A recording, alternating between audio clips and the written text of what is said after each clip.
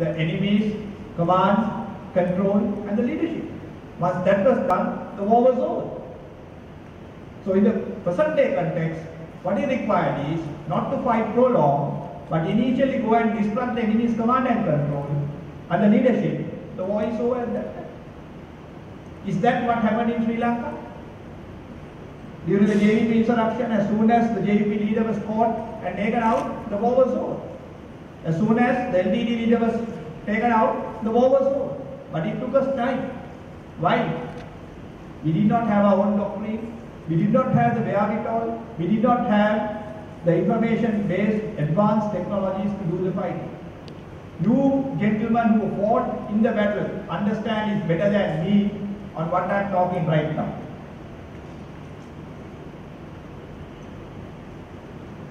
The continuing improvement in sensors, the sensor-to-shooter information system, and the accuracy of precision weapons means that in the future, more of the enemy's forces will be seen, and more what is being seen is destroyed. Commander spoke about precision-guided munitions or looking at the ground, or when he had discussions with the officers, he said about that whatever amount of munitions that is being dropped on a particular target, if you don't achieve the required result, that your aim is lost. But by sensor guidance or with the information that is available due to technology, you can precisely locate where the leadership is and drop the target and achieve that particular target. Once the information-based revolution in military action or RNA demonstrates the ability to kill nearly all what it sees, simply communicating to the enemy that we know where you are, it may be enough to persuade them to surrender or for the enemy to withdraw. All what you got to say is to tell your enemy, we know exactly where you are and we will come and attack you. That is the end of the battle. Is that correct?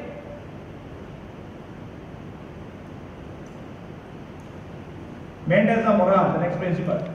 Morale is a positive state of mind derived from inspired political and military leadership, a shared sense of purpose and values, well-being, perceptions of work and group cohesion. If I ask you as unit commanders, how would you maintain your morale of your troops? You will give me simple answers like good mobility, good communication, good food, good lodging, good clothing and good equipment. The better equipped the soldier with enhanced firepower, mobility, communication will boost the morale of the fighting component. Look at the slide. It speaks about the biological improvement of a soldier, where scientists are now trying to see whether a soldier can go without food for 40 long hours by burning your own fat in the body to energy. That is advancement of technology. I am not saying that this is happening, but this is how the technology is developing to look at the soldier. Look at the comparison of a present soldier and a future soldier.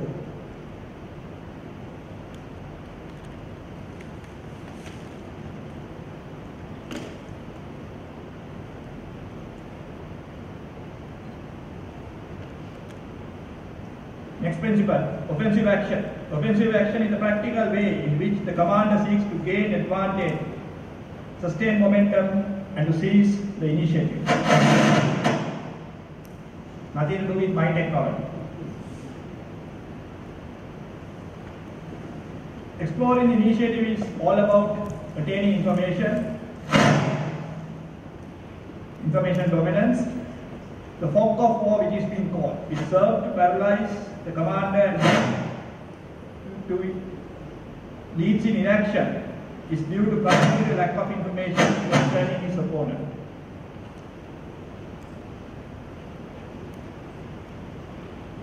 Establishing information dominance with the lift of the fog of the war, his commander is a relative to his opponent. The future warriors will quickly outflank and outmaneuver an enemy with knowledge of his position and the combat situation. With information aid, weapons at his disposal, they will engage an enemy precisely and decisively.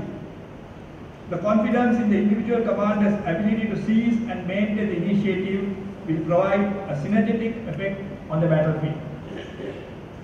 The other aspect is, which will favor the offensive, is the speed in which an information-based force will be able to act. Establishing information dominance early in the conflict may facilitate a preemptive attack on the enemy's information infrastructure as well as his capability to retaliate. Improvement in the range and accuracy of weapons and the effectiveness of command and coordination will become increasingly possible for the offenders to concentrate and fire but not force before the enemy. Now try to understand what I want to say is, the concentration of force is not large volume of force that is required. Why do you require a large volume of force? You require a large volume of force to bring down a heavy volume of fire on the enemy. But with a smaller component of force, with a heavy volume of precise fire, can you achieve the same principle? By doing that, you commit less troops onto the ground, but more firepower. In lieu of say 30 combat troops firing 30 T-56 weapons or 30 LMGs, if you can use say 3 or 4 combat troops firing a heavy volume of fire on the enemy, you achieve the same principle. That is what is required. Next one, surprise. Surprise is a consequence of shock and confusion induced by the deliberate or incidental introduction of the unexpected. I spoke about stealth warfare earlier. This is the same. The principle of surprise will be defined by two key elements, stealth and speed. Stealth strengthens the attacker by resorting to surprise, perhaps close to the levels of prevailing before the invention of radar, while accuracy radically diminish the number of aircraft and tonnage of bombs needed to destroy a target. During the Desert Storm, F-17 stealth fighters flew in low and docked about 1,250 sorties, attacking strategic targets without using a single aircraft. Additionally, the speed at which the information-based forces will be able to act will allow them to continually operate inside the enemy's decision-making cycle, always leaving the opponent a step behind.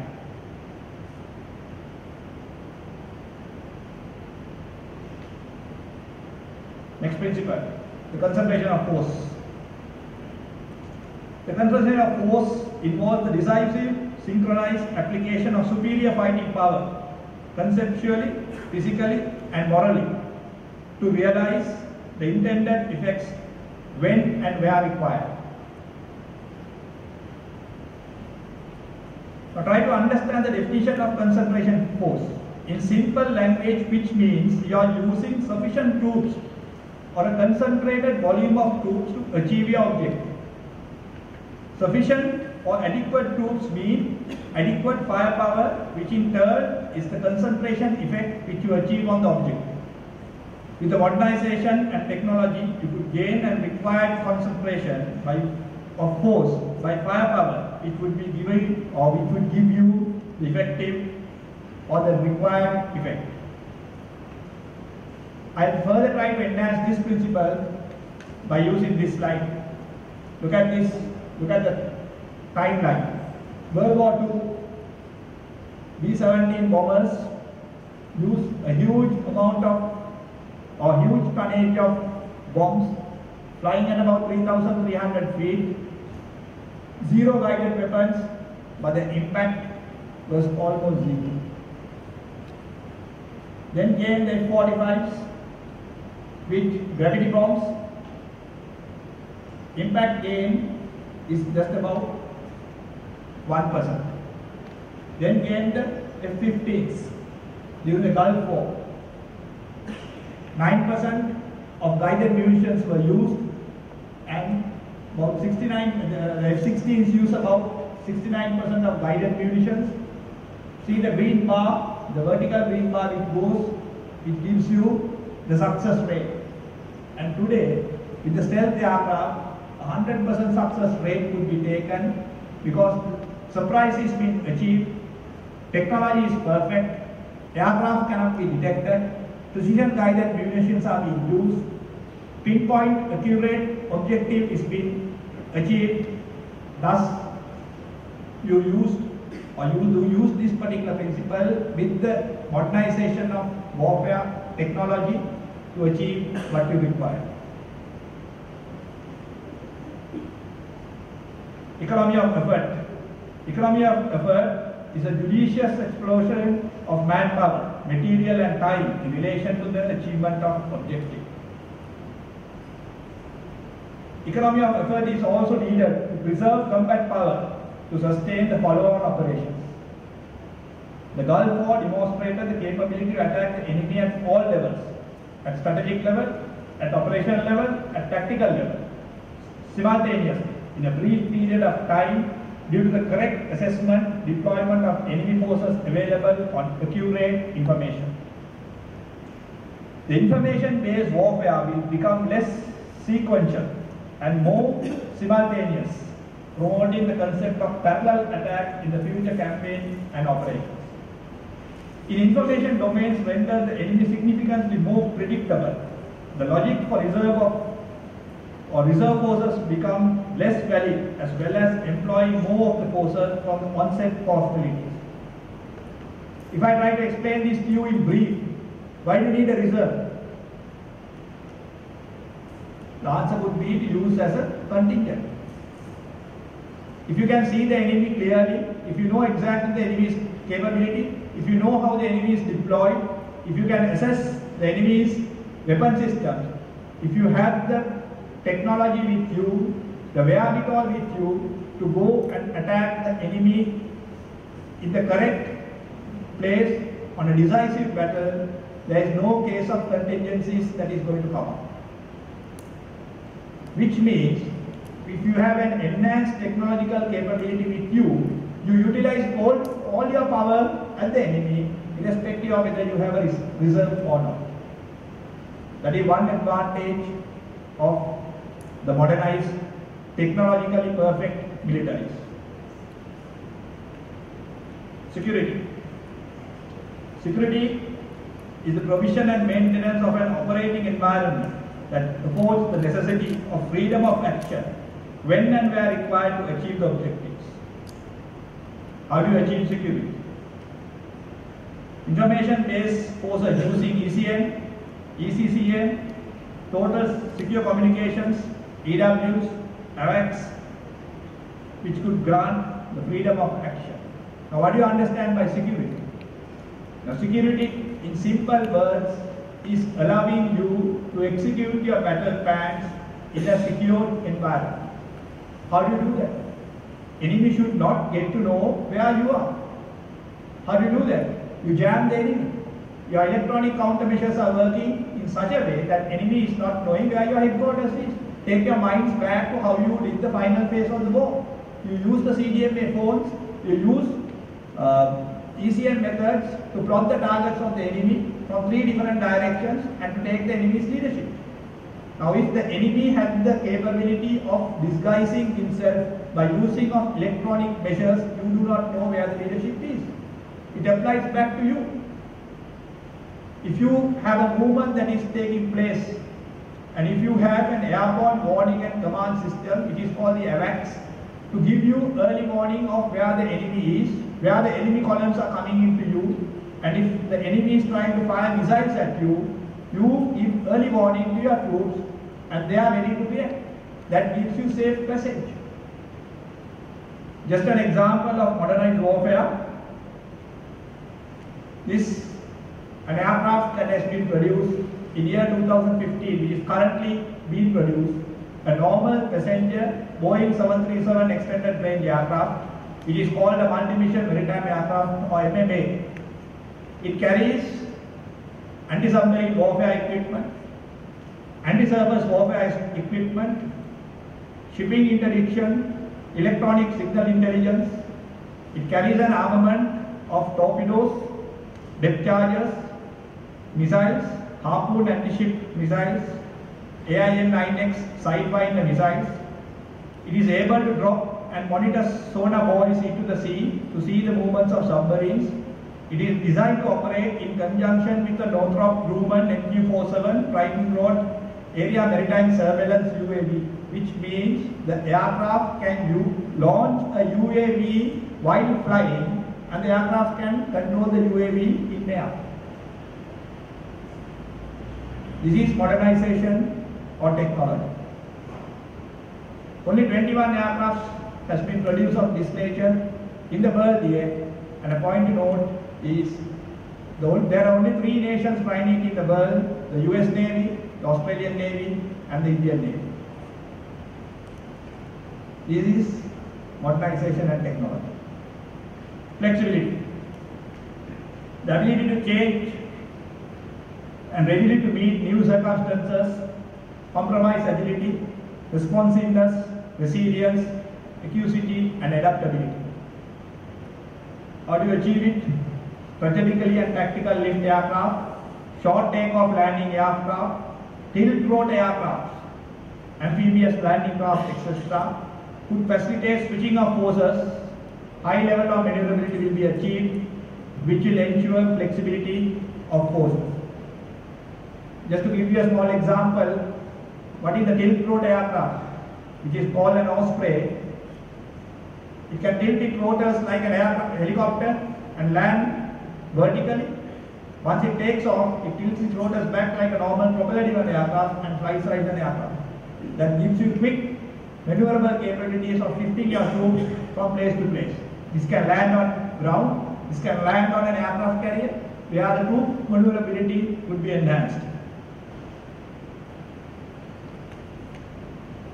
Cooperation, which entails the incorporation of teamwork and sharing of dangers, burden, risk, opportunities in every aspect of warfare. How do you achieve it? Interoperability, using of common platforms, weapons and munitions by joint forces would guarantee cooperation between services. Adoption of joint teaching and doctrine further enhances the cooperation. Look at the slide.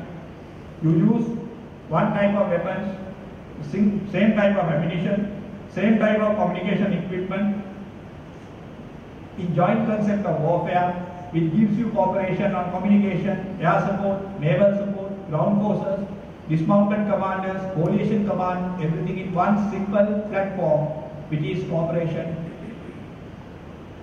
which enhances the principle of war. My final slide is on administration. I don't have to explain this to you. Everybody understands modern accommodation, health, food and sanitation, intra and inter-theatre transportation would lift the administrative capability of modern forces, which is a compulsion in warfighting. With that, I come to the end of my short presentation. Thank you for your patience listening. Do you have questions now or later? The floor is open for questions if you need any clarification on what I spoke.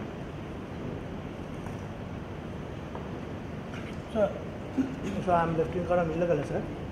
So my question now, as you